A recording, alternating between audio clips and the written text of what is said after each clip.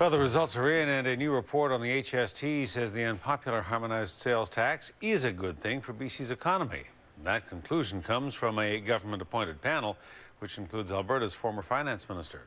The report says that the tax is going to create jobs and help fund government programs, but there is no getting around it. It also says that families are paying more and are carrying more of the tax burden than business. So how much does the news of this today change the debate on the HST with the referendum coming up? Our legislature reporter Shachi Kurl has the story. Chances are your wallet told you this a long time ago, but now a new report is backing it up. The HST is costing you more. What we looked at was what were you paying under PST and what are you now paying under HST?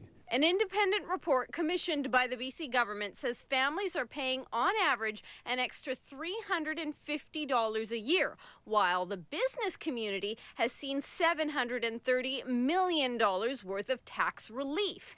It's a tax shift of $1.3 billion from businesses onto families. So that's clearly a short-term benefit of returning to the PST. And remember, when the HST came into effect last July, how the government said it was going to be revenue neutral.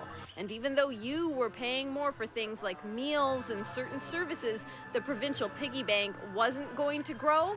Well, it turns out the unpopular tax is actually a vital cash cow, bringing in an extra $800 million a year. All these conclusions, the good and the grim, are meant to be independent information that helps BC voters make up their minds about the tax ahead of an HST referendum this summer. We've got a big job as government to make sure people at least have basic facts.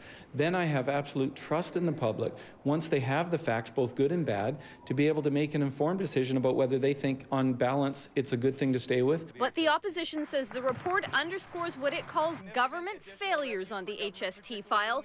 Case in point, the report says by 2020, the HST will have helped create 24,000 better paying jobs. But the government once pegged that number much higher at 113,000.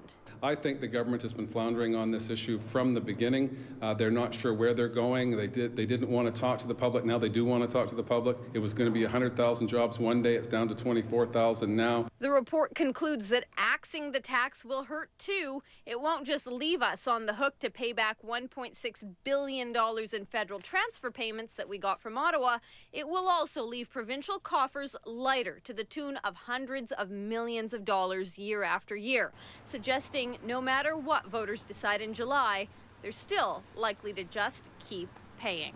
In Victoria, Shachi Kurl, A News.